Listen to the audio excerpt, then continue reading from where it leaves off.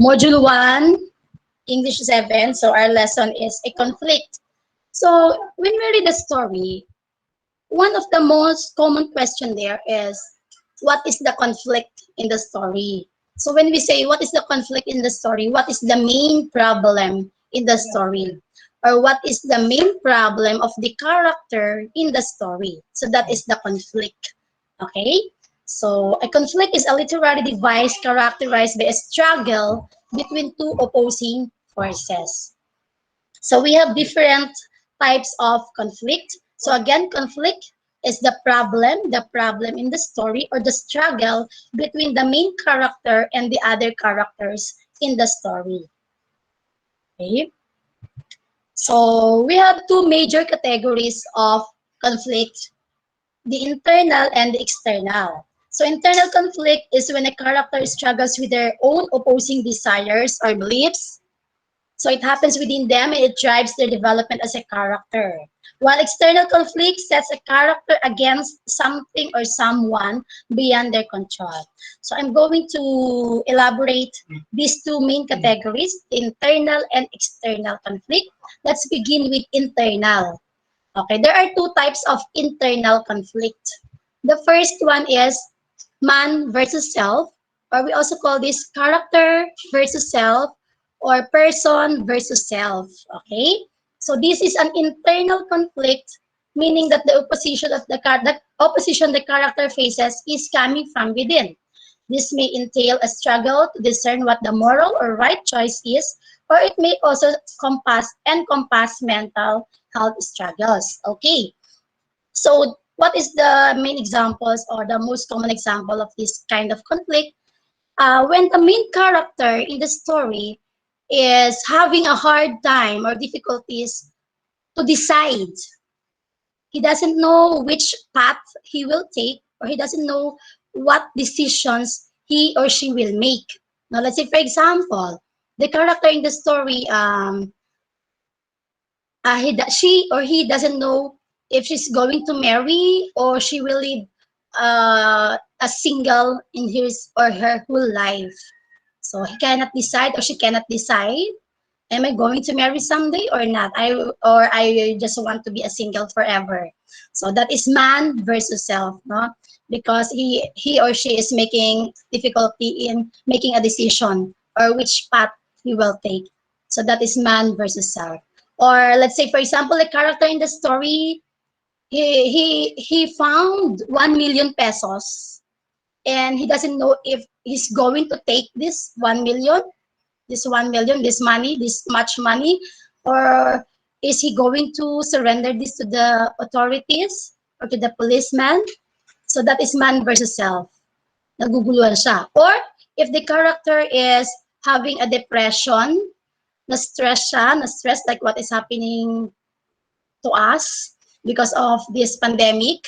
There are many people who are having this man versus self, no, na depressed, na stress because they cannot go out, wala silang outlet, and they feel very sad na pwede naman labanan natin yung sadness, di ba? But there are some people who are having difficulties how to fight this sadness or depression. Kaya naglilid tuloy siya sa suicidal. Okay, nagsusuicide sila. So that is man versus self. Okay, so that is an example of internal conflict. Another internal conflict is man versus destiny or fate, luck, or God.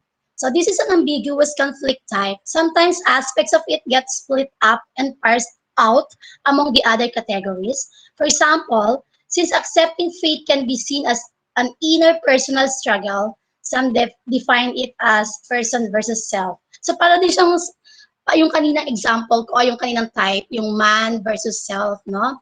Or we can say that, let's say, for example, in the story, the character really wants to become an actor or actress. He or she is doing his or her best to become an actor or actress, but at the end of the story, he or she ended as a politician or he ended as a teacher. He doesn't become what he wants to be. It's man versus destiny. So the type of conflict is man versus destiny. Okay? So those are the two types of internal conflicts. Do you have question? Do you understand? Pag may question, sige, just drop it in our chat box. I will read later, ha? Sige, let's proceed now to the external conflict. So we have 5 types of external conflict. The first one is person versus person. It is also called man versus man, or character versus character, or protagonist versus antagonist. So this is the most common type of external conflict. Diba? Most of the movies that we watch, kahit yung sa mga teledrama, that we watch, most of the conflict there is the character versus character. Diba? Yun lalo na sa mga Philippine o Tagalog o teledrama. Laging may api, yung bida, lagi siyang api. Tapos yung antagonist, yung kalaban, the villain, laging nang-aapi. So, yan ang most commonly used in our story, sa Philippine story. Person versus person. Or like for example here, yan sa Hunger Games, di ba, yung may survival of the fittest, matira matibay. So they need to fight with other characters in the story. So parang yung mga games din nyo to, yung mga online games din nyo, yung mga PUBG, Call of Duty, Valorant, di ba ganyan din? You have to fight other person in your games para kayo yung matirang matibay. Okay, that is person versus person, or character versus character. Okay, so then another type of external conflict is person versus nature. So in a nature conflict, a character is set in opposition to nature. This can mean the weather, the wilderness, or a natural disaster. So yung mga stories na, let's say for example, yung Pompeii, napanood yun na yung Pompeii, yung sumabog yung volcano doon, yun yung volcano doon na that is the most, o top 1 yun sa most dangerous volcano in the world. Yun sa Pompeii na movie yun. So that is person versus nature.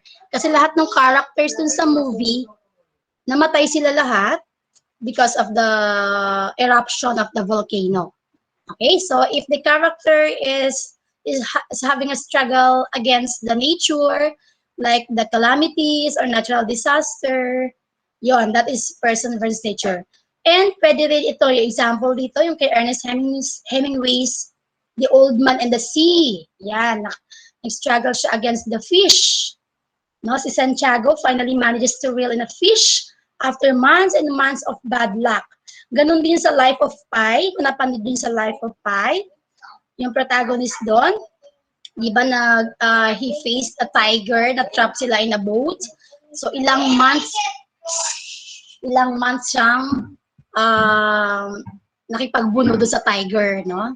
Doon sa boat. So that is person versus nature. If the character is against an animal or against forest, wilderness, yung sa wilderness, para din to yung sa story ni Tom Hanks, yung Castaway, di ba? Nag-iisa lang siya sa island. So that is person versus nature. Ang kalaban niya doon ay nature. Yung mga bagyo while he is in the island. Okay? So another type of external conflict is person versus supernatural. So pitting characters against phenomena like ghosts, yan, gods, monsters, yan, raises the stakes of a conflict by creating an equal playing field. So katulad din sa Harry Potter, kasi may mga kalaban siya doon ng mga kakaibang nilalang, no? Sa Odysseus, yan. So that is character versus supernatural, or character versus man or person versus supernatural. Okay, pag yung mga kalaban nila, mga ghosts, o yung mga gods and goddesses na may mga magic or powers. Okay, so another type of external conflict is person versus technology. In this case, a character is in conflict with some kind of technology. Like this is a story ni John Henry, the African-American folk hero. In American folklore, Henry was a former slave who worked as a steel driver on a rail line. To prove his superiority over new technology, he raised a steam-powered rock drilling machine and won. However, he suffered a heart attack after winning the race. Okay, so that is an example of person versus technology. Like for example, in the story, the character doesn't know how to use computer, and the only way for him to answer his module is to use computer. So that is person versus technology. Okay. So another external is the last type of external conflict here is person versus society.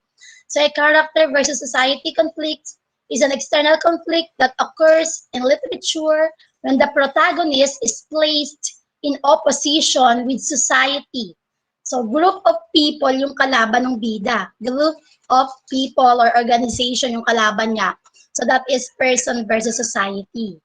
Okay, let's say kalaban niya yung government or yung cultural tradition nila or societal norm of some kind. Okay, that is versus parang yun sa story ng The Wedding Dance. There are some of you who submitted to me yung sa module number 3 nyo nung quarter 3. Pinili nyo yung story ng Wedding Dance. So, ibig sabihin you read the story of The Wedding Dance. Diba doon? Ang kalaban doon ni Awiyaw, yung kanilang tradition na pag hindi ka magkakaroon ng baby, kailangan yung asawa mo mag-asawa ng iba. So, ang kalaban niya doon yung tradition nila, yung pangit nilang tradition, na kahit na mahal na isa't isa, kailangan nila maghiwalay kasi hindi sila nagkakaroon ng anak. Eh, yun yung tradition nila, na kailangan magpapakasal sa iba yung lalaki kapag hindi kaya ng babae na mabuntis. So, yan, that is person versus society. Okay, this is a story na yun ng The Wedding Dance. Okay, o kaya yung bida, kalaban niya yung group of people niya or organization. So do not be confused dun sa person versus person, yung sa external conflict na first type na pinakita ko kanina, and dito sa person versus society. Kasi dun sa person versus person, or man versus man, there is a specific character. Kumbaga isa lang yung kalaban niya or dalawa lang. Unlike dito sa person versus society, group of people. Group of people ang kalaban niya dito, okay? Or organization, or yung buong society, or yung buong bansa kalaban niya. Okay? So, that ends my presentation.